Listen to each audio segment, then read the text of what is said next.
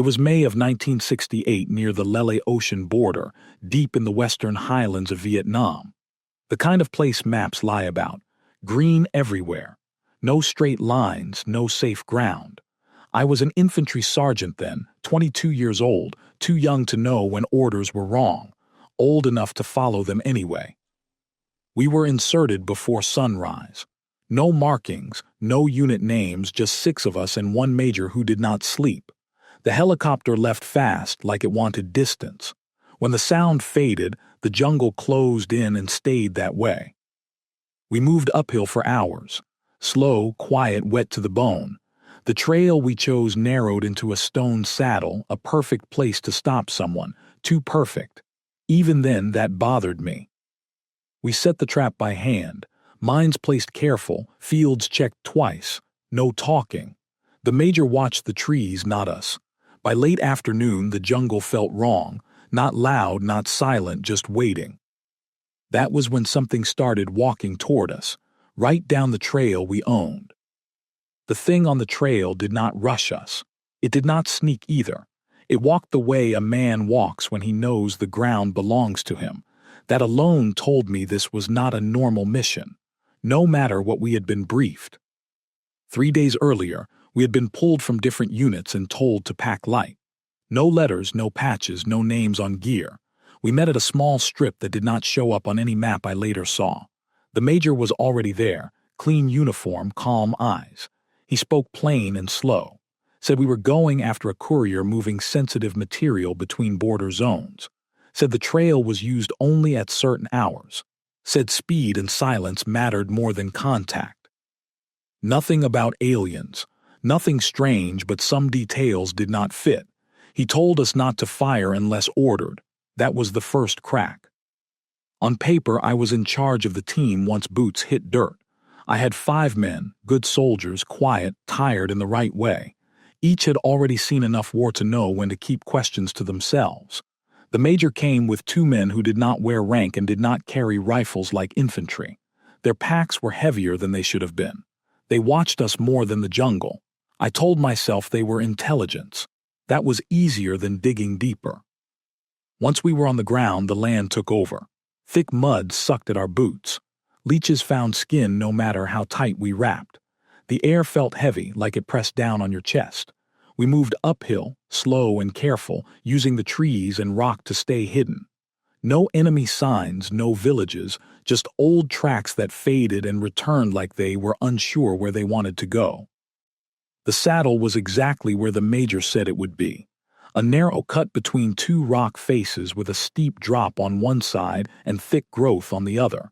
Anyone walking through would have to slow down. Anyone caught there would have no good cover. We laid our minds low and checked angles again and again. Every man knew his sector. We were set for a clean snatch. In and out. That is what I told them. While we worked, I noticed things in my pack I did not remember packing. Small foil packets, smooth and cold. A thin line on a spool that felt stronger than wire but lighter than string. I asked the major about it. He said only to keep it dry.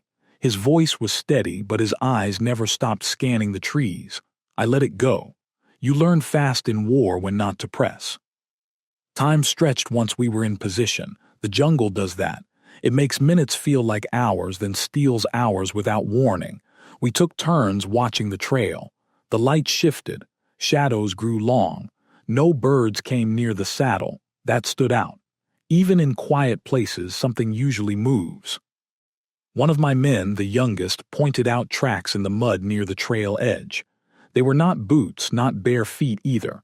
Narrow at the back, long at the front, like the foot leaned forward too much. I told him to stop staring at them. The mind plays tricks when you wait too long. Still, I marked the spot in my head. As afternoon wore on, the feeling of being watched grew stronger. Not the normal kind. No sense of eyes behind leaves, more like the ground itself was aware of us. The major shifted position twice without saying why. The 2 handlers checked their packs and watches more often than they checked the trail. Then the waiting ended. A shape appeared at the far end of the saddle. At first it looked like a man upright, 2 arms, 2 legs. But the way it moved felt wrong, too smooth, too measured. Each step landed exactly where it should, avoiding loose stone and soft mud like it knew the ground better than we did.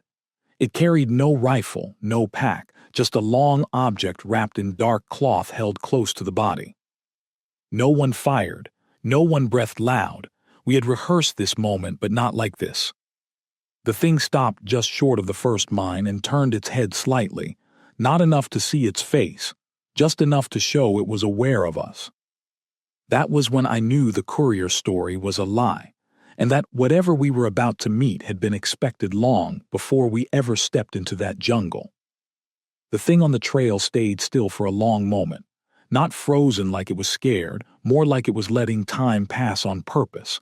I studied it through leaves and mud, trying to line up details the way I always did with enemy troops. Height a little taller than average, limbs too thin, shoulders narrow but held square. The cloth-wrapped object rested against its side, not carried like a weapon, but not treated casually either. I waited for a signal from the major. None came. That silence pressed harder than any command. My men were tense but controlled. I could feel it in the way they shifted weight and slowed their breathing. One of them had a clear shot at the chest. Another covered the trail behind it. Everything was set for a normal snatch, but nothing about this felt normal anymore. The jungle stayed unnaturally still. Even the air felt thick like before a storm that never breaks. The thing took another step forward, a careful step. It placed its foot inches from where a mine lay buried. No wire pulled, no click, just a soft press into the mud. I felt strange warmth through my glove where I rested my hand on the ground. I lifted it and wiped mud on my pants without thinking. The major shifted again and raised one finger.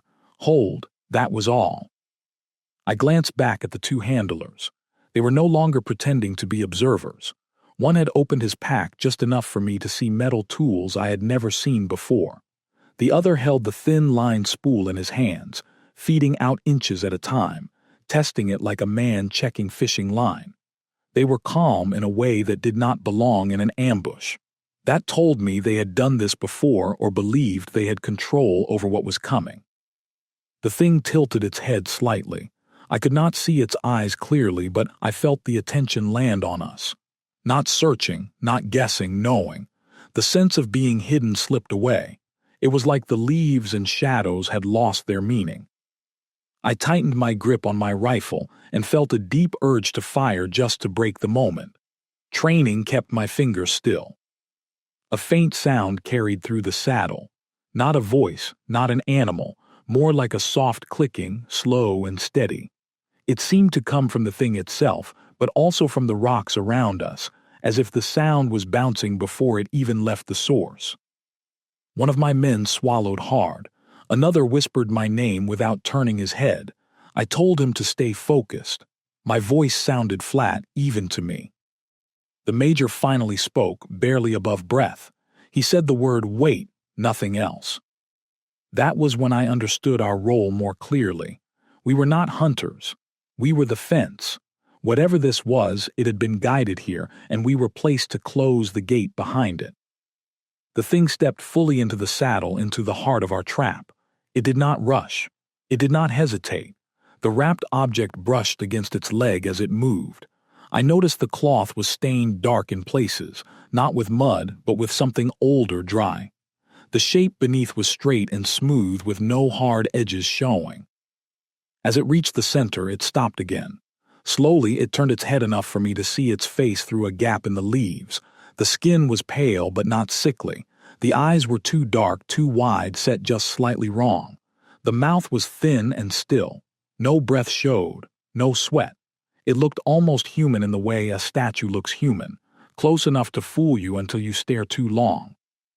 For a brief moment, it looked directly at my position. Not past me, not around me, at me. I felt something tighten in my chest, like a hand closing around the heart. The feeling passed just as fast, leaving behind a cold focus. Behind it, far off beyond the saddle, something else moved in the trees.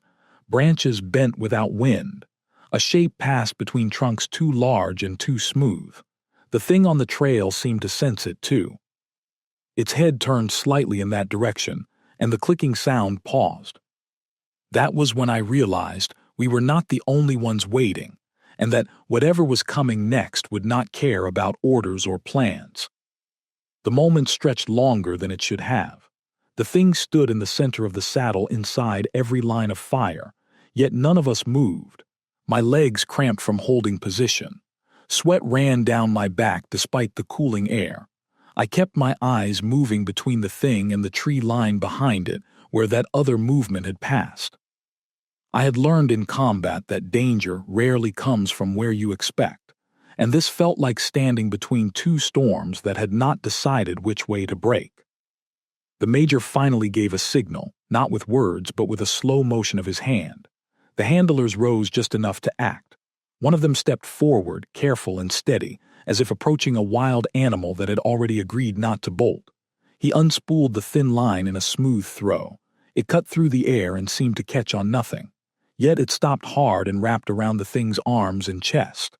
The line pulled tight with a sound like strained wire, though it did not look like wire at all. The thing reacted, but not the way a man would. It did not fight. It did not panic. Its body stiffened and the clicking sound returned faster now.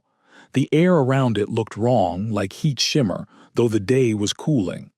The cloth-wrapped object slipped from its grip and rested against the ground without a sound. The handler holding the line braced himself, feet dug into the mud, teeth clenched. For a moment, it seemed like the plan was working. That was when the jungle answered. From the trees beyond the saddle came sharp movement. Not shouting, not footsteps, just sudden force. Branches snapped. Leaves tore free. A shape moved low and fast, too fast for clear sight. Then came gunfire from the far side. Short bursts that were not ours. North Vietnamese troops drawn by noise or by chance. It did not matter. They pushed in from the slope, firing blind, shouting to one another. Bullets snapped through leaves and chipped stone. The quiet control of the moment shattered. The major shouted orders then. Fire at the tree line. Do not hit the target. His voice held, but I heard strain under it. I passed the word down the line. My men opened up in controlled bursts, rifles bucking, brass flying into the mud. We aimed high where the movement had been. The return fire from the enemy was scattered, nervous. They had seen something, too, and it was not us that scared them most. I tracked a shape through my sights that was not human. It moved between trees without slowing, bending branches out of the way like they were grass.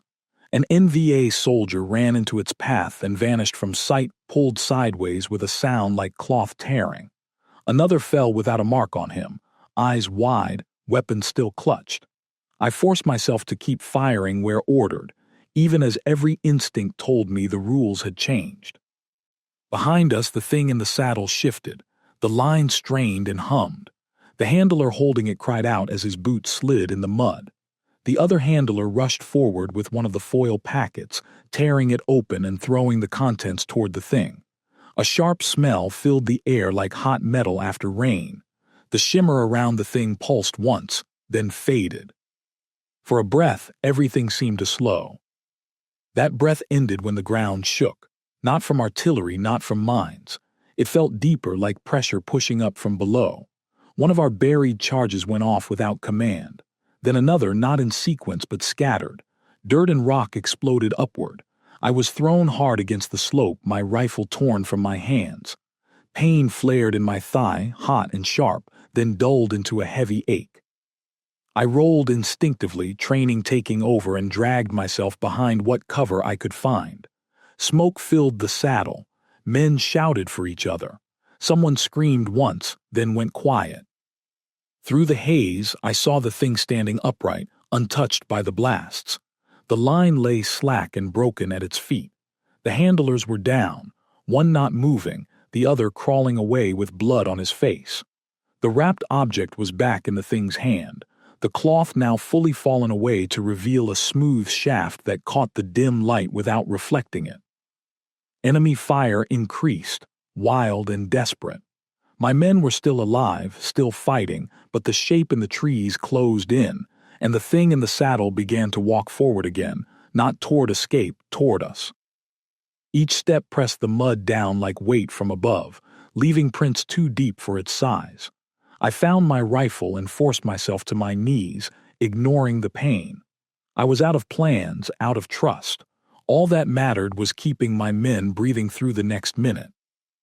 I raised my weapon, sighted through smoke and fear, and waited for an order that might never come, knowing the next moments would decide which threat reached us first. The saddle had turned into chaos, but it was not the kind I understood. In a normal fight, noise and movement follow rules. Here, those rules were gone. Smoke drifted low, thick, and uneven, as if it chose where to hang. The jungle edge flashed with brief movement that never stayed long enough to aim at. I crawled toward my nearest man, dragging my bad leg through mud that felt warm under my palm. He was alive, shaken, eyes wide, still firing short bursts where I pointed. I squeezed his shoulder once to keep him steady, then pushed myself back toward my sector. The thing kept coming. It did not rush. Even as rounds snapped past it, bullets struck the ground near its feet and vanished into the mud without splash. One round hit its shoulder and flattened, dropping straight down like it had struck stone. That broke something in me. I had faced men who did not fear death, but this was different. This was something that did not respect it. Behind us, the jungle erupted again. The other presence moved closer now, no longer careful. Trees bent and cracked. Shapes darted through brush too fast to track. The enemy soldiers caught between us and it broke formation. Some running, some freezing where they stood. One man screamed for his mother before he was pulled backward into the leaves. The sound cut off sharp like a switch flipped. My stomach clenched, but my hands kept working. Reload, aim, fire, count rounds, do not waste them. The major shouted for smoke, not for cover, for signal. That made no sense, but I obeyed. I pulled a grenade and tossed it low. White smoke bloomed and spread, mixing with the darker blast smoke already there. Through it, I saw the handlers move again. One of them, bleeding badly, crawled toward the thing with a syringe in hand. He shouted words I could not hear. The thing stopped walking and looked down at him, not with anger, with focus. The syringe never reached its target. The ground near the handler folded inward like a sudden sink, and he vanished waist deep in mud that should not have moved. He screamed as he was pulled under, hands clawing at the surface. Then he was gone. The thing turned its head toward the jungle, toward whatever had done that. The clicking sound rose again, faster, sharper. The air around it rippled. For the first time, it raised the smooth shaft in its hand. It pointed it toward the tree line where the unseen presence had last moved. The air bent along that line like a clear wall pushed sideways. Trees leaned inward. Leaves flew toward a point and vanished. A deep sound rolled through the ground, felt more than heard. Then suddenly, the pressure eased. The jungle snapped back into place with a rush of sound and movement. In that brief calm, I heard the helicopter before I saw it. Late, too late. The sound came uneven, like the pilot was fighting the air itself. The major's voice came through again, shouting for us to pull back, to grab who we could and move down slope. No mention of the thing. No mention of the handlers, just get out. I shouted for my men and started moving. Half running, half dragging myself through pain and mud. Two were wounded but mobile. One did not answer. I saw him near the rocks. Still, eyes open, chest unmoving. There was no time. That knowledge hurt more than my leg. As we pulled away, I looked back once. The thing stood alone in the saddle now. Smoke drifted around it. Enemy fire had stopped. The jungle was still again, but not in the waiting way from before. This was exhaustion. The thing watched us leave. It did not follow. It lowered the shaft and turned its head slightly as if listening to something far away. The helicopter dropped lower through the smoke, rotors chopping leaves. We threw smoke again and waved with what strength we had left. As the bird touched down, I felt the ground tremble once more, distant this time. I did not know if it was the other presence moving away or something worse deciding to stay. As we lifted off, I kept my eyes on the saddle until trees swallowed it whole, knowing whatever truth waited there would follow us long after the jungle was gone. We did not go straight to a normal base. The helicopter flew low and far, crossing ridges until the land flattened, and lights appeared where none should have been. We landed on a strip cut into the jungle, marked only by dim lamps and men who did not wear unit signs. Medics pulled us off fast. They did not ask names. They did not ask what happened. They worked with calm hands and quiet voices like this was expected. They treated my leg without showing me what they used. A shot burned cold going in. Then the pain eased too fast to feel right. While they worked, an officer I had never seen sat nearby and listened. He did not write notes. He finished my sentences for me when I spoke. That scared me more than the jungle had. When I asked about the major, he said the major had other responsibilities. When I asked about the handlers, he said they were reassigned. That was the word he used. Reassigned, not wounded, not killed. Later they separated us one by one. No talking, no eye contact. I sat alone in a small room with a table and a chair bolted to the floor. The light hummed softly. The officer returned now with another man who wore civilian clothes and no rank at all. They asked me to describe the mission from the beginning. I did every step, every order. When I reached the part about the thing on the trail, they stopped me and corrected a detail. They told me the exact time it entered the saddle. I had not told them that yet. They explained the mission then, or at least a version of it. They said the courier story was a cover, even for us. They said the target was non-human, but intelligent and had been observed moving through certain border areas on a repeating schedule. They said it responded to traps built with specific patterns and signals. They said our job was to confirm behavior and draw it into a controlled space. We were never meant to capture it. We were meant to watch what it did when threatened. That was the moment the weight settled on me. We were bait, trained, armed bait, but bait all the same. I asked why us. The civilian man said, because soldiers follow orders under pressure better than anyone else.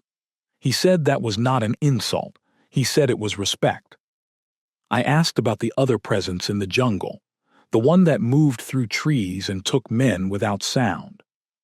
The room went quiet. The officer looked at the civilian. The civilian nodded once. He said there were others, more than one kind. He said they did not always agree. He said, sometimes our world sits in the middle of their problems. He did not explain further. They told me what I would remember: routine recon, heavy enemy contact, mines triggered early, extraction under fire. They told me what I would forget: certain sounds, certain shapes, certain minutes. They said forgetting would be easier. I told them I did not believe that. The civilian smiled without warmth and said forgetting was not the same as losing. That night, alone on a cot, I smelled that same sharp scent again, like hot metal after rain. It was faint, but it was there. I knew then that whatever had walked into our trap had not stayed in the jungle. In the weeks that followed, the war went on like nothing had changed. Patrols, fire bases, heat and rain, and long days that blurred together. On paper, I recovered and returned to duty. My leg healed clean, too clean. The scar stayed pale and smooth no matter how much sun it saw. I did not ask questions anymore. Questions had a way of finding you first. My men did not talk about the mission, not directly, but things slipped through. One said his compass no longer pointed right during night patrols. Another said he heard clicking sounds just before waking from the same dream every time. In the dream, rain fell on something hard and smooth and steam rose without heat. None of us said where the dream came from. We did not have to. Once, weeks later, I was called in again. A different room, a different officer. He asked if I remembered the face of the thing in the saddle. I said yes. He asked if I felt it had recognized me. I hesitated. That pause felt dangerous. I answered truthfully. I said it looked at me like I was a fixed point, not a threat. The officer nodded and ended the meeting. After that, strange reports filtered through the ranks. Patrols finding animals cut clean with no tracks nearby. Radios failing for seconds at a time, then working again like nothing happened. Helicopter pilots complaining about air that felt thick over certain valleys. Officially, none of it was connected. Unofficially, men started avoiding some places without being told to. One evening near dusk, I stood guard on the edge of a base and watched the jungle darken. The air was still, too still. For a moment I felt that same pressure in my chest I had felt in the saddle, that same sense of being seen without being hunted. It passed quickly, leaving only unease. I understood then that the mission had not ended with extraction. The trap had proven something. Patterns, limits, reactions. And now those who planned it were waiting for the next opportunity. Maybe they would use another team. Maybe another place.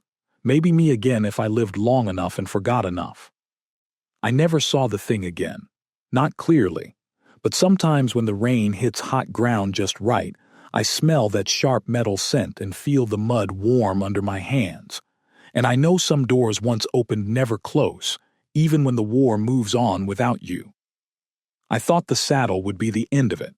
That belief lasted until late October the same year when I was pulled from a routine perimeter shift and told to report to a tent I had never seen before. No markings, no lights on the outside.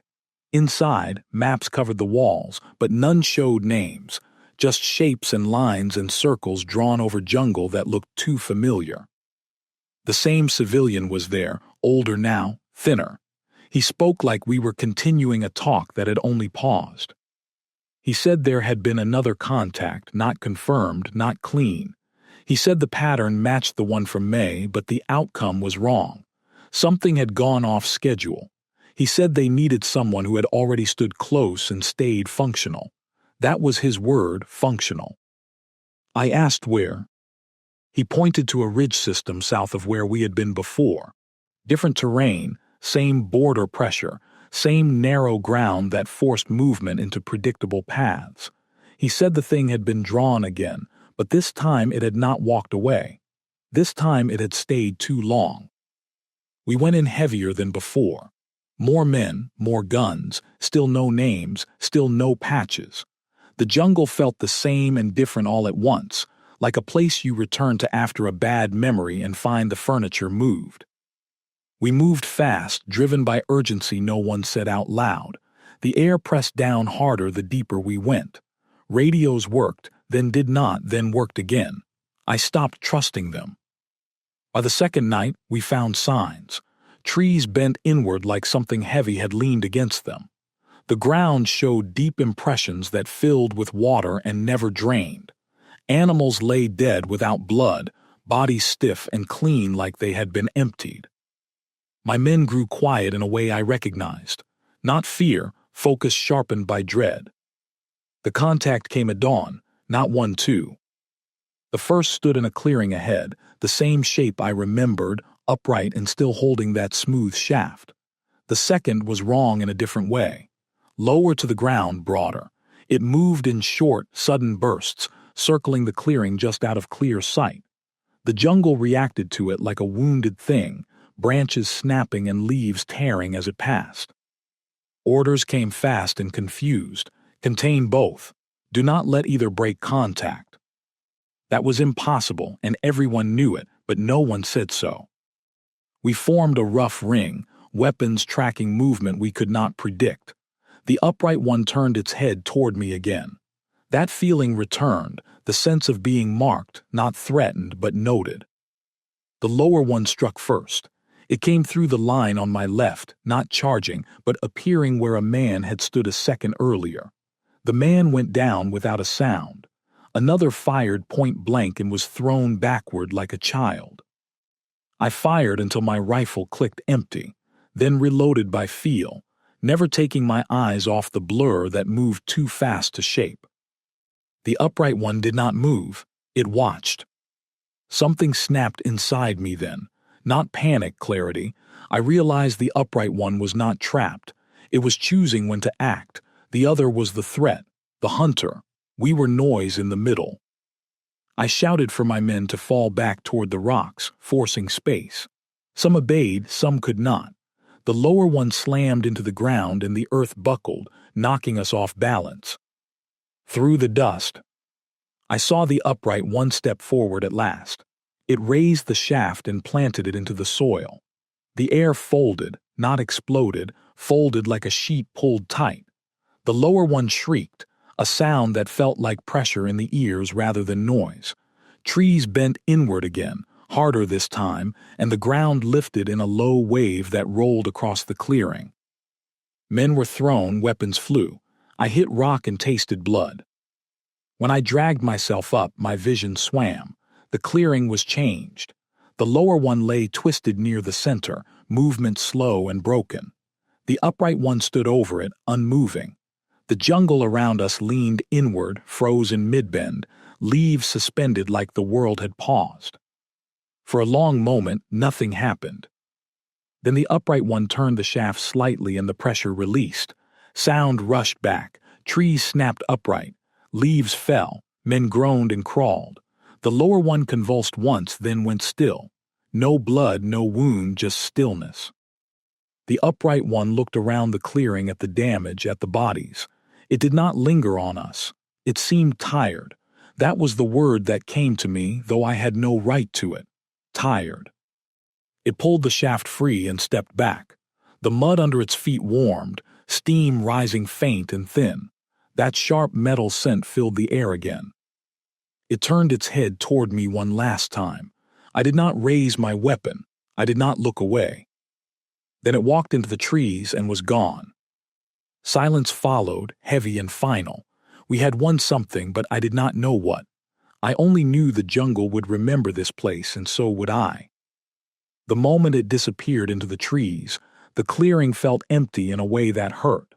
Not safe, just abandoned, like something important had left and taken part of the world with it. Men around me were groaning, crawling, calling out names. I forced myself to stand, my body shaking from effort and shock. My head rang and my mouth tasted of dirt and blood.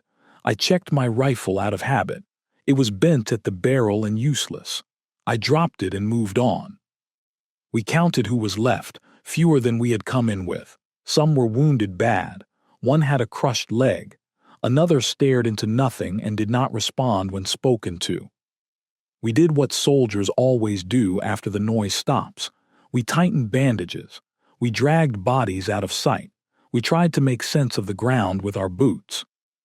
The lower creature lay where it had fallen. Up close, it was worse.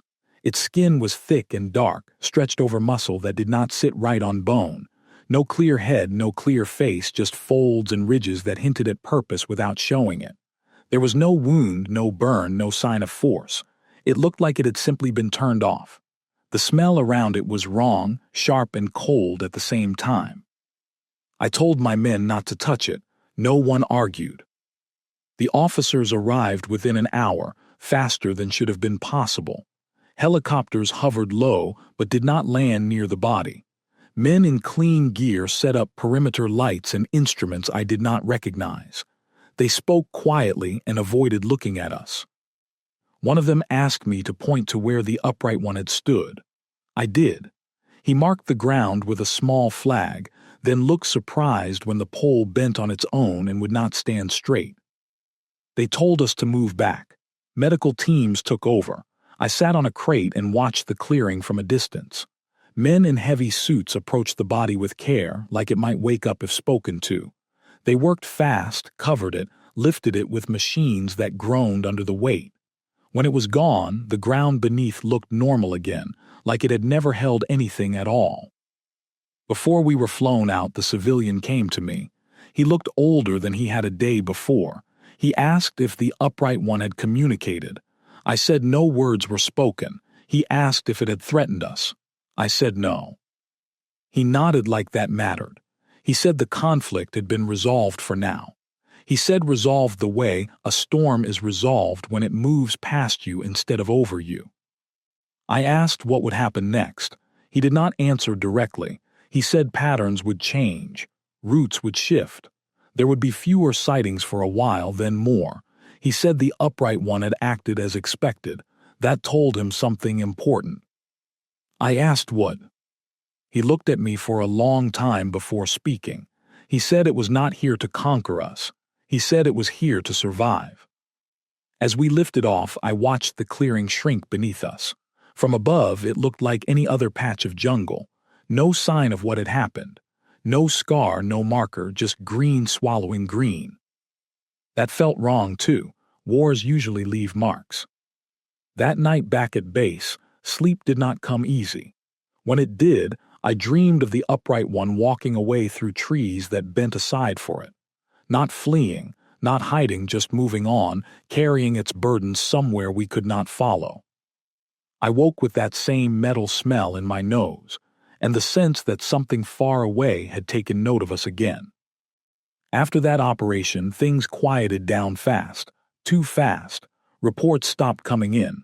Patrol routes shifted without explanation. Areas that had been watched for months were suddenly ignored. On paper, it looked like success. In reality, it felt like everyone was trying not to look in a certain direction. My unit was broken up within weeks. Transfers, medical rotations, early rotations home for some. No ceremony, no questions allowed. I stayed in country a little longer, but my assignments changed. More guard duty, more time on bases instead of in the field. It felt like being put on a shelf. No one spoke to me again about the upright one. No follow-ups, no debriefs. It was as if that second contact had never happened. The men who had been there avoided each other's eyes when paths crossed. Not out of guilt, out of understanding. We all knew that talking would not change anything. At night, I still noticed small things. Radios cutting out for a breath, then returning. Compasses drifting before settling wrong. The jungle growing quiet in patches, then coming back to life all at once. Nothing I could report. Nothing I could prove. The work kept moving. New operations, new names added to boards. Life pushed forward the way it always does. But for me, something had shifted. I no longer believed we were the biggest force moving through that land, just the loudest. I rotated home not long after. No medals tied to that mission. No mention in my record. Just another line that said I had done my time. People asked normal questions. Heat, rain, jungle, I gave normal answers. That was easier for everyone. Civilian life felt thin at first. Too quiet, too open. I slept with the light on for months. Sudden silence still made my chest tighten.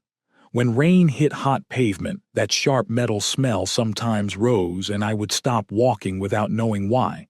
It never lasted, just long enough to remind me. I stayed in touch with one man from the team. Only once a year, short calls. We never spoke about the saddle or the clearing. We talked about work, weather, families. That was enough. 1 year he did not answer again.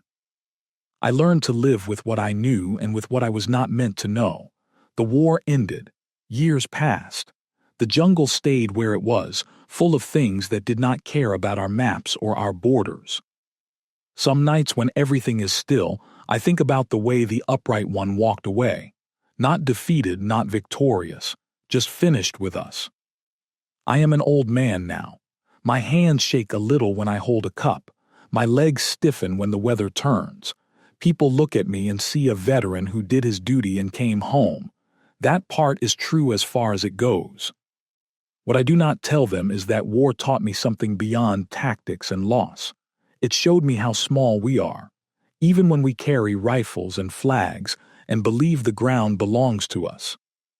In that jungle, on that narrow trail, I learned that some things move through our world without asking permission, and some fights are not ours to win or lose. I still believe the upright one chose restraint, not because of us, but because of something larger we could not see.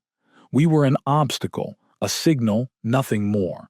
It walked into our trap because it understood traps better than we did. I do not fear it anymore. Fear needs anger or hate to live on. What I feel instead is caution, respect. Maybe the kind you give a storm when it passes close but does not touch you. If it ever comes back, it will not be because of curiosity. It will be because something has gone wrong again. And if that happens, I hope someone remembers that once in the jungle, it chose to walk away. I was 31 when this started. Late summer 2002, we did not deploy overseas. That should have warned me. We flew west and landed close to home, but it felt farther than any desert I had known. They took our phones at Fort Bragg. No jokes, no forms, just a plastic bin and a look that said, "Do not ask." The briefing was short. A red circle on a map of the Appalachians. A place with no town name, just contour lines packed too tight. We were told people went missing there, federal and civilian. Our job was to go in quiet and bring something out. If we found anyone alive, that was secondary. We inserted before dawn. The forest was thick and wet. Cold air rolled downhill and smelled like metal and rain that never fell. My boots sank into mud that showed prints before I stepped. No birds, no bugs, just a soft tapping sound somewhere far off, slow and patient like it had time. I remember thinking the mountains were listening. I had been in the army long enough to know when something was being hidden in plain sight. This felt like that. We were told it was a domestic security support mission, but no one used that phrase out loud. They just said training accident zone and missing contractors. That was the cover. We all heard worse things before and learned not to react. My unit was light infantry pulled from different platoons stitched together fast. 8 of us total. No heavy gear.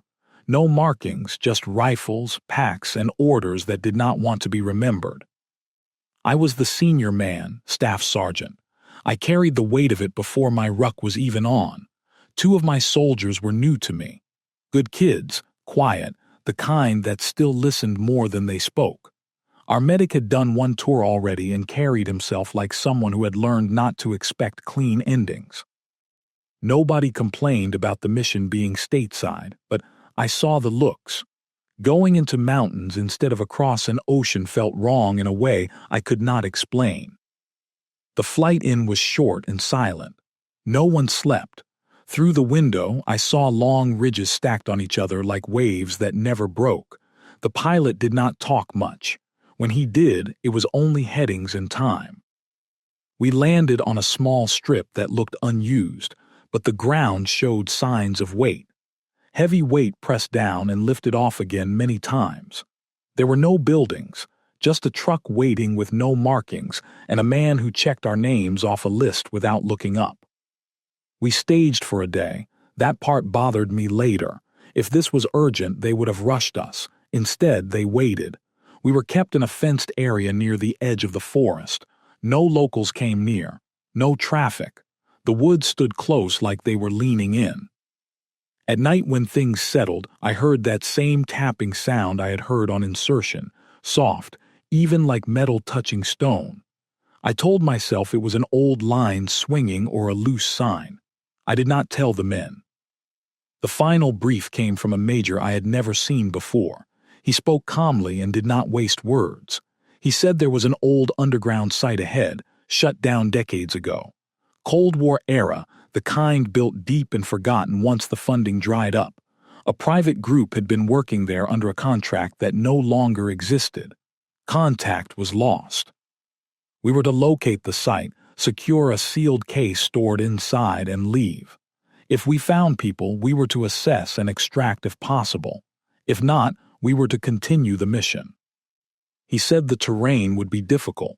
He did not say why maps had been adjusted by hand. We moved out before first light the next morning, inserted by helicopter into a narrow cup between ridges. The rotors faded fast, swallowed by trees. The ground was damp and cold. Even though summer was still holding on, I remembered the smell right away, like wet pennies, like old blood washed thin. The air felt heavy in my lungs, not thick, just heavy, like breathing took effort it should not have. We moved slow and careful. Old logging roads led us deeper in. They were clear in places where weeds should have taken over. Something had passed through recently. Not trucks, no tire marks, just flattened brush and pressed earth. We found signs of people leaving in a hurry. A house with lights off but food still on the table. A radio humming low in the corner. No station coming through. A dog chain tied to a tree and snapped clean. No blood. No tracks leading away. The forest stayed quiet. Not peaceful, just empty. I could hear our breathing and gear. Every step sounded louder than it should. Sometimes I thought I heard movement ahead, but when I stopped, it stopped too. That tapping came back now and then, always far, never close enough to place. It kept a steady pace. When I slowed my steps, it seemed to slow too. I told myself it was my mind playing games. By midday, we reached the ridge marked on our map. There was a fence there, half fallen with warning signs that did not match any standard I knew. Symbols worn down, words scratched out. Beyond it, set into rock, was a concrete structure like an intake or vent. Part of it had collapsed inward, leaving a dark opening that breathed out cold air. The smell was stronger there, metal and damp stone. That was when I knew this was not just a search. Someone had been here recently. Fresh locks on old doors. New cables running into old concrete. Power where there should have been none.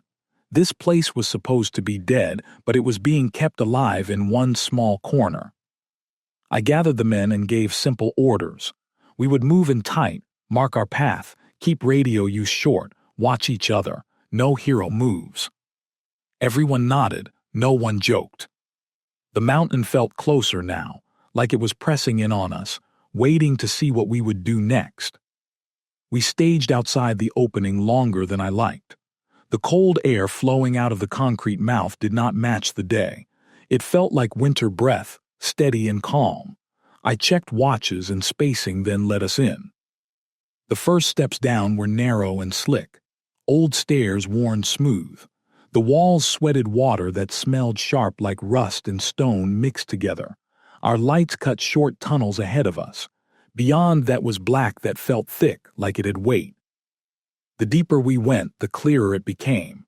This place had not been abandoned the way we were told. Some sections were dark and broken, cables torn out, ceiling tiles fallen and crushed under old boots. Other sections were clean, too clean. Floors swept, handrails wiped, new locks hanging on doors that were older than me. Someone had walked these halls recently and knew exactly which parts mattered. I kept track of time and distance in my head. That is what keeps you steady when things feel wrong. We moved for maybe 20 minutes, but it felt longer. Sound behaved strange down there. A dropped pebble echoed once, then died too fast. Our footsteps sounded close, even when spread out. The tapping was back, faint, not echoing direct, like it was happening in the walls themselves. I stopped twice to listen. Each time it stopped with me. We found the first bodies in an office space. 2 men, civilian clothes, no wounds, just sitting in chairs, heads tilted like they had nodded off, skin pale, eyes open, no sign of struggle. The medic checked them anyway. Cold, gone for days. He said their faces looked calm, but his hands shook when he stood back up. I told everyone to keep moving. Standing still felt dangerous.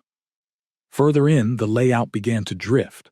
Not in a big way, just small things. A door we passed showed up again later on the other side of a junction. The mark we left on the wall looked smeared like someone had brushed it with a wet hand. My compass started to spin near one corridor, then settled when we backed away. I blamed old metal and tried not to let it show on my face. We reached the wing that still had power. Lights hummed overhead. Clean white glow.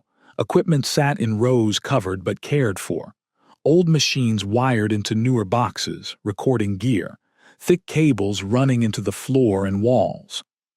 This was not weapons work. This was testing, measuring, listening. We found logs, but pages were missing, torn out clean, hard drives gone, labels scraped off. Someone had taken the story but left the bones. In a secured room at the far end, we found the case heavy, lead-lined, sealed tight, stenciled markings painted over and repainted again. Next to it was a field recorder with a date range that ended recently. I did not play it yet. Something told me not to. We also found one living man in that room tied to a chair. He looked thin and tired but not hurt. His eyes followed us too smoothly. He did not speak at first, just breath slow and even like he was matching something we could not hear. When he finally talked, his voice was calm, too calm. He said the place reacted to sound, steps, breath, metal. He said if he made the right pattern, it answered back. He tried to hum under his breath, and the tapping answered him closer now like a reply. I shut him up fast and ordered silence. My skin crawled, but I kept my voice level. Soldiers watch your tone more than your words. That was when I realized we were late. Whatever this operation was meant to stop had already moved forward, and we were not the only ones sent to deal with it. Somewhere deeper in the mountain, I heard boots that were not ours. Measured, confident, coming closer. The sound of those other boots settled in my chest before my mind caught up. It was not rushed, not careful either, just steady movement like men who knew the ground would not betray them. I pulled my team in close and killed most of our lights. The powered wing stayed bright behind us, casting long shadows down the hall. The tapping grew clearer there, no longer distant. It matched the pace of my heart, then slipped out of sync like it was testing me. The men who came into view were not lost contractors. They wore gear like ours, but cleaner, newer, no unit patches. Faces calm, rifles carried low but ready. They did not look surprised to see us. That told me everything. Their leader held a folder under one arm, paper inside, like this was an office visit and not the inside of a buried mountain. He spoke quietly and said their job was done. He said they would take it from here. His eyes moved to the case without asking. I refused, not loud, not angry, just firm. That is when I saw my name on the top page of his folder, already typed, already signed by someone above both of us. We were never meant to brief out of this. We were meant to disappear into reports and footnotes. The tapping changed then. Faster, sharper, like metal fingernails on stone. The living civilian began to shake. He pressed his lips together to stop humming, but the sound leaked out anyway, thin and broken. The floor vibrated under our boots, just enough to feel, not enough to knock you off balance. One of my newer soldiers whispered my name without meaning to. The lights flickered once, just once. That was enough. The shooting started close and ugly. No long exchanges, no clear lines. Sound bounced wrong in those halls. Muzzle flashes felt too bright. Rounds sparked off rails and cabinets. I felt a hard punch in my calf as a piece of metal bit deep. Pain came late, dull and spreading. I dragged myself behind a console and kept firing in short bursts, counting each round. The tapping became a pounding now, not loud, but everywhere, like it was inside the walls and inside my head at the same time. Men shouted without meaning to. The civilian screamed when the vibration surged and dust fell from the ceiling like dry snow. One of the other team went down hard. Not hit, just dropped, hands over his ears, eyes wide like he was seeing something behind his own eyes. The medic crawled to me and tied off my leg with steady hands, his face pale but focused. I remember thinking how tired he looked. We broke contact by moving, not by winning. Forward, not back. Deeper, then up, following old emergency arrows that should not still glow. The hall shifted just enough to confuse us. A turn that should have led out fed us back past the same broken door. Our markings smeared again. The compass spun useless. The tapping slowed, then matched our steps again like it was pleased. One of my men vanished in a straight corridor. No side rooms, no noise. One moment he was there. Next moment only his rifle lay on the floor, still warm. We searched for seconds that felt like minutes. Then I forced us to move. Standing still felt like surrender. The air smelled stronger now, sharp and metallic, filling my nose until it tasted like blood. Somewhere above us, something shifted. The mountain itself seemed to settle like a chest drawing breath, and we kept moving toward daylight that felt farther away with every step. We came out of the underground through a service exit that should have been sealed. The door was bent outward, like something had pushed its way through from inside. Cold air rushed past us and turned into fog the moment it touched the trees. Dawn was breaking, but the light felt thin, stretched like it had to work to reach the ground. I limped hard now. Every step pulled fire up my leg, but stopping was not an option. The men stayed close without me asking. They knew. The forest did not sound right. Birds screamed all at once, then cut off like someone threw a switch. The fog hugged the ground and did not move with the wind. It clung to our boots and calves, leaving damp marks that looked like we had walked through ash. I checked our position against the map again. The terrain matched, but distances did not. Ridges that should have taken minutes took half an hour. Slopes felt steeper on the way down than up. The tapping followed us out here, too, softer now, spaced wider apart like it was conserving itself. The civilian stumbled along between two of my men. His eyes stayed forward. He hummed again without knowing it, the same broken pattern. Every time he did, the fog thickened around us. I told him to stop. He tried. His jaw shook. He said the sound helped keep it calm. I did not ask what it was. I did not want him to explain it in words that would stick in my head. We heard rotors in the distance. Relief hit hard and fast, then slipped away just as quick. The sound circled but never came closer. Our radio crackled to life, and a voice came through asking for our sitrep.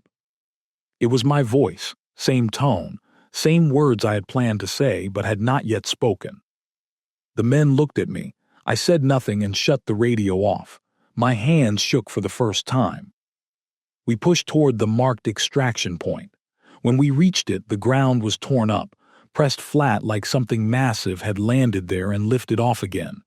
No tracks, no marks that made sense, just pressure. I popped smoke anyway. It fell instead of rising, sinking into the fog and vanishing. That was when the other team stepped out from the trees behind us, weapons low but ready, faces calm like this was the expected ending. Their leader told me to hand over the case and the civilian. He said we had done our part. He said everything else would be taken care of. I looked at my men, one gone underground, one bleeding inside, one staring too long at the fog. I understood then that if we handed it over, none of this would ever stop. It would just move somewhere else, deeper, quieter.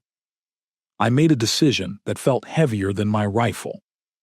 I set the charges from our breaching kit on part of the case, shielding what I could not destroy.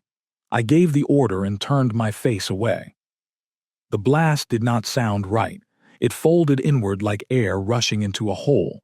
The tapping stopped all at once. The fog shuddered and began to lift in thin strips. Wind returned. Real wind.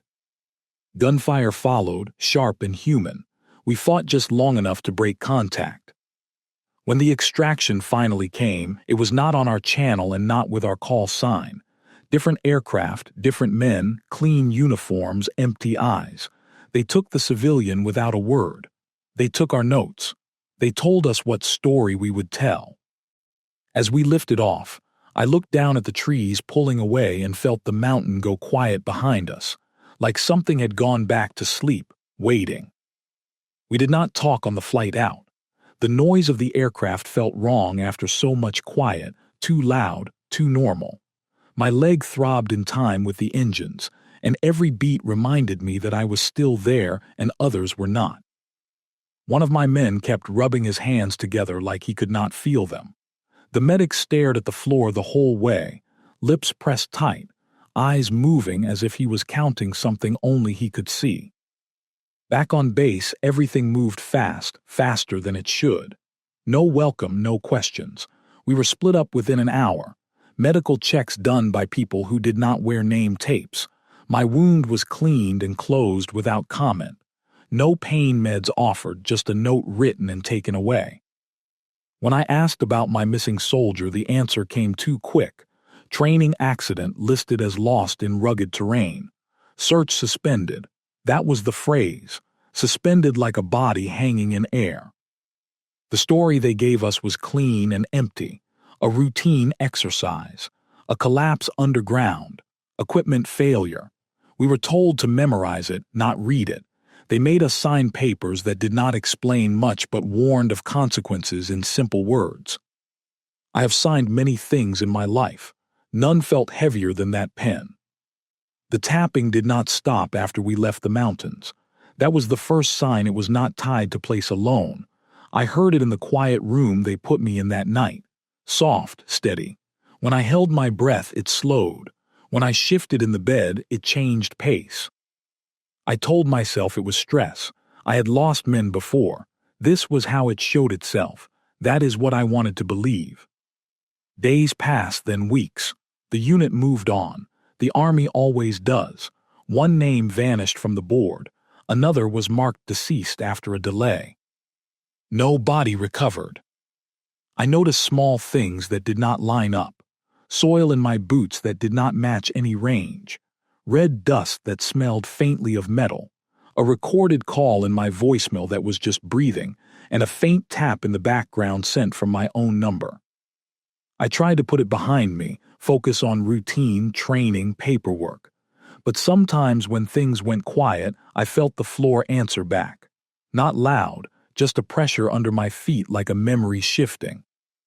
And I knew then that breaking the case had not ended anything. It had only changed its shape. The real truth came to me slowly, not in one clear moment. It came in pieces that did not ask permission. A report I was not meant to see left open on a desk. A contractor name that showed up in a budget line for acoustic research. Old Cold War files marked obsolete, but still drawing money. I began to understand that the place in the mountains was not a mistake. It was a tool. They were not studying weapons or signals in the way we understood. They were mapping response. How sound moved through stone. How pressure built and held. How patterns could be stored and released. The mountain was part of it, but not the whole thing. The thing inside listened. It learned rhythm.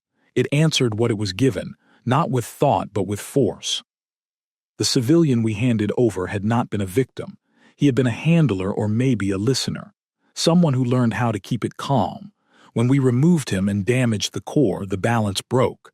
That was why the woods reacted. Why the fog moved wrong. Why one of my men vanished without a trace. He had stepped at the wrong time, breathed at the wrong moment, and the place had taken him like an echo being pulled back into a wall. I realized then why we were ordered not to discuss it. Not because of panic, because sound spreads, stories spread, patterns repeat. If enough people knew, if enough voices shaped the same idea, it could call something back somewhere else, somewhere closer. The tapping still comes some nights, always when the house is quiet, always when my breathing slows. I sit up and wait for it to pass, afraid that if I match it even once, something far away might answer. The breaking point did not come back in the mountains. It came months later when I thought distance and time had dulled everything enough to live with it. I was back in uniform, back in routine, telling myself that whatever we left behind stayed buried where it belonged. That belief lasted until the night the tapping returned louder than before. Not in my head, but in the walls of my house. It started slow, just like it had underground. A soft metal touch spaced out patient. I sat up in bed and held my breath. It slowed. When I shifted my weight, it answered back. That was when I knew this was no memory. This was response. My chest tightened in a way training never prepared me for. Fear in a battlefield is sharp and short. This was steady, watching, waiting. Over the next days, small things piled up. My radio at work hissed with static that carried faint rhythm. A floor drain at the motor pool vibrated when trucks passed, matching their cadence too closely. The medic from my team stopped answering messages. When I finally tracked him down, he looked thinner, older. He told me he could not sleep anymore. He said when things went quiet, his heart felt like it was not fully inside his chest, like something else was keeping time for it. That was when I understood the truth I had avoided. Destroying part of the case had not ended the operation. It had triggered the next phase. Whatever had been stored in that mountain had learned enough to persist without it. Not move freely, not chase, but echo, spread through systems already built for sound and pressure. Pipes, tunnels, foundations, places meant to carry vibration without question. I requested leave and drove west without filing a plan, back toward the ridges we had left behind. I told myself I was going to prove it was over, that the mountain was quiet again, that this thing had no anchor. The closer I got, the stronger the smell became. Wet metal, cold stone. Even miles away, it sat in the back of my throat like a warning. The road into the old area was blocked, officially closed for environmental reasons. I parked and walked. My leg ached where the shrapnel had been, pain blooming with each step like it remembered the place. The forest felt wrong again, too still. Fog hung low, even though the weather report said clear skies. The tapping was back, clearer now, leading me uphill like it knew I was coming. I reached the ridge by dusk. The fence was gone, torn down and dragged away. The concrete intake stood open wider than before, broken edges fresh. Cold air poured out like breath. I stood there longer than I should have, listening. The sound inside was not random. It was layered. Old patterns, new ones. Some I recognized: footsteps, radio clicks, a man's breathing that sounded too much like my own. I realized then that the final mistake had been thinking this was something to escape. It was not hunting us. It was learning us. Every mission, every movement, every sound we had ever made down there was still being played back, tested, adjusted, and now it was calling for more. I stepped inside again because I knew what would happen if someone else did. The deeper I went, the stronger the response became. Dust fell, walls hummed. The tapping turned into a full rhythm that shook my teeth. I moved slow, controlling my breath, breaking my own patterns on purpose. When I reached the chamber where we had set the charges months before, I saw that something had grown there. Not a shape, not a body, just pressure. Space bent inward, holding sound like a clenched fist. I knew then this was where it ended, one way or another. I stayed still for a long time inside that chamber. Stillness felt like the only weapon left. The air pressed in from all sides, heavy and cold, carrying that same wet metal smell. Every small movement sent a ripple through the space like sound touching water. I could feel it noticing me, not seeing, feeling. I slowed my breathing until my chest barely moved. The tapping softened, stretched out, uncertain. It did not like gaps. It wanted rhythm. It wanted order. I remembered the civilian then, the way he hummed without knowing, the way he said it helped keep it calm. He had not been controlling it. He had been feeding it just enough to keep it from pushing back. We had taken that away. I understood now that force alone would not finish this. Breaking things had only made it louder in other places.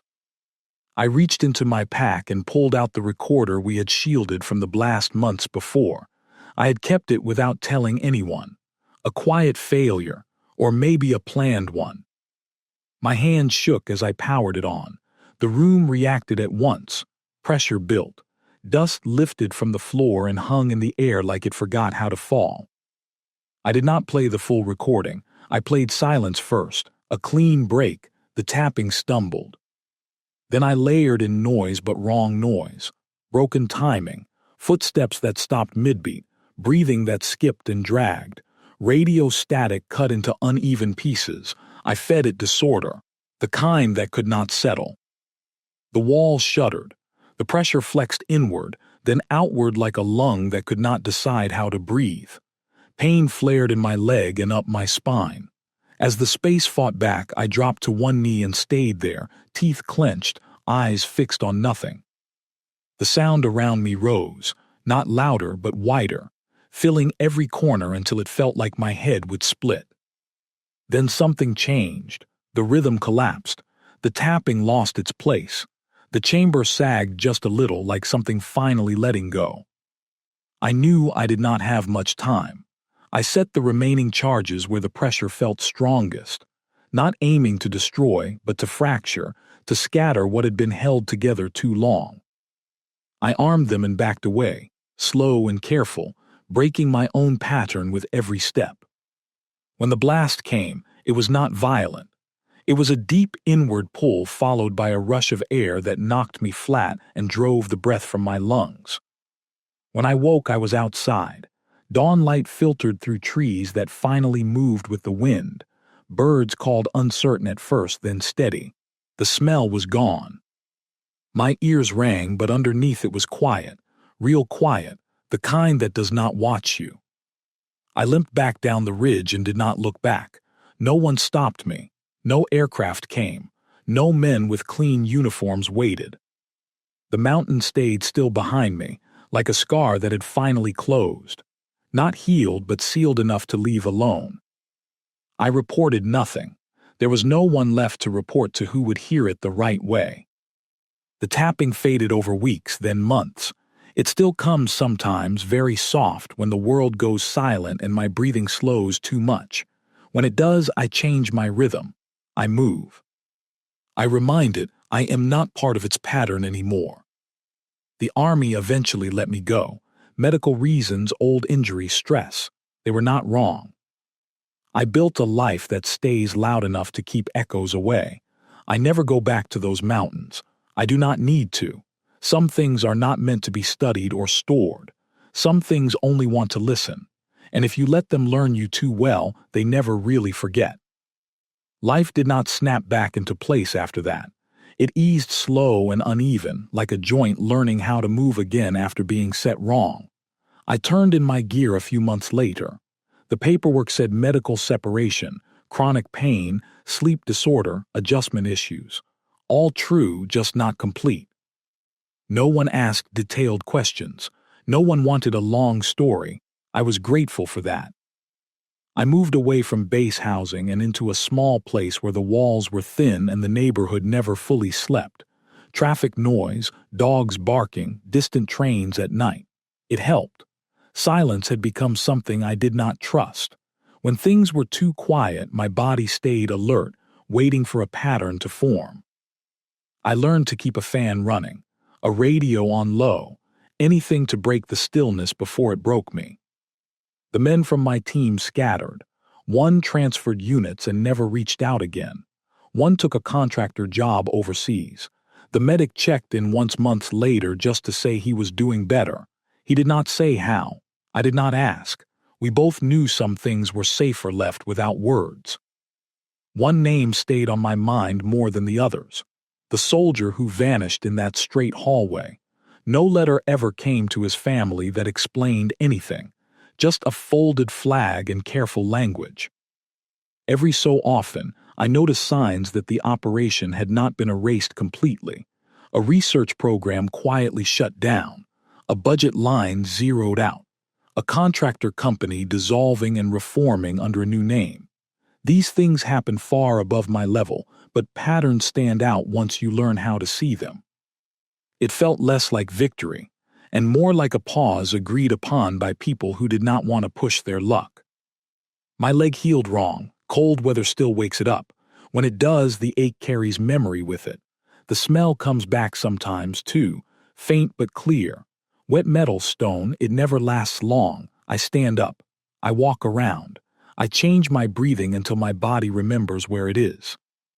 I never spoke about the mountains to anyone who did not already know. Not out of fear of consequences, but out of respect for the weight of it. Some stories breed more than they should. Some sounds carry farther than you think. If what we dealt with truly ended, then quiet is part of keeping it that way. Still, I keep watching in my own small ways. I listen for changes in rhythm in buildings, in tunnels, in places where sound gathers and waits. Old habits die hard. Soldier habits die hardest of all. Time did what it always does.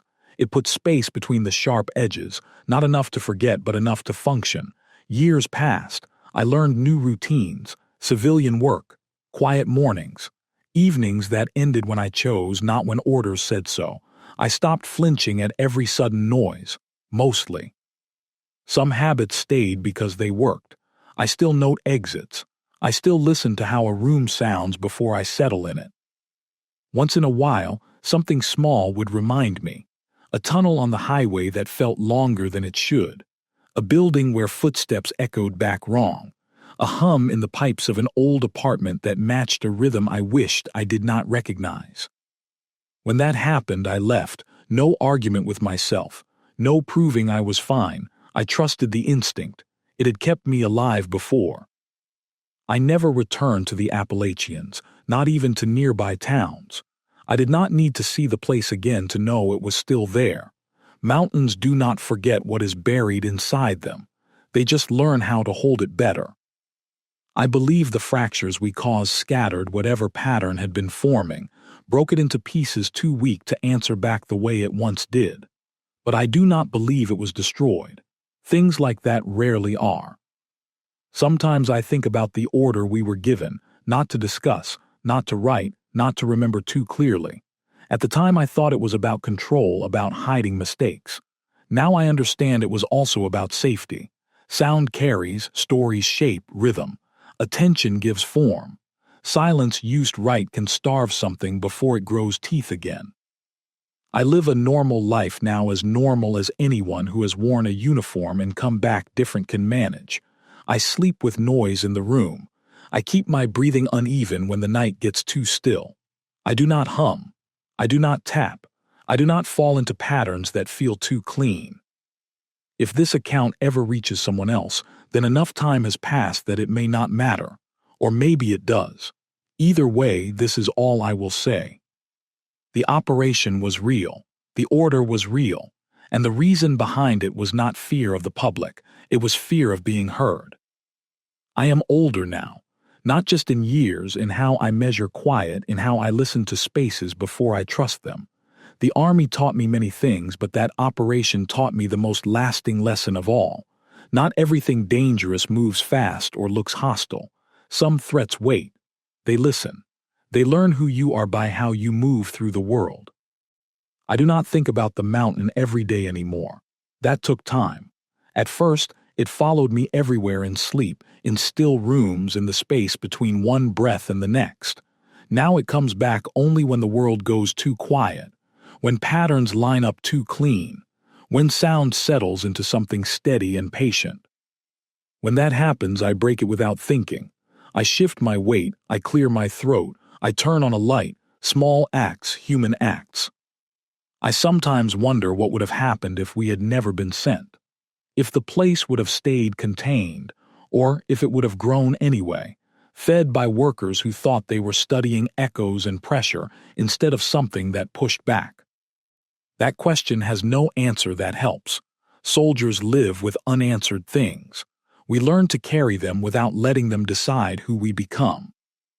The men I lost stay with me in quiet ways, not as faces frozen in fear, but as habits. The way I check corners. The way I count steps without meaning to. The way I keep moving when standing still feels wrong. They deserve that much. They deserve to be remembered in the only way that matters, by staying alive myself. I was ordered not to discuss the operation. I followed that order for years. I am still following it in spirit. I am not sharing details that would point someone back to that ridge or that door. I am not giving a map. I am giving a warning, soft and simple. Some places are built to hold more than concrete and steel. Some things respond when noticed. If you ever find yourself somewhere that feels too quiet, where sound behaves wrong and the air smells like cold metal, trust that feeling. Leave. Do not test it.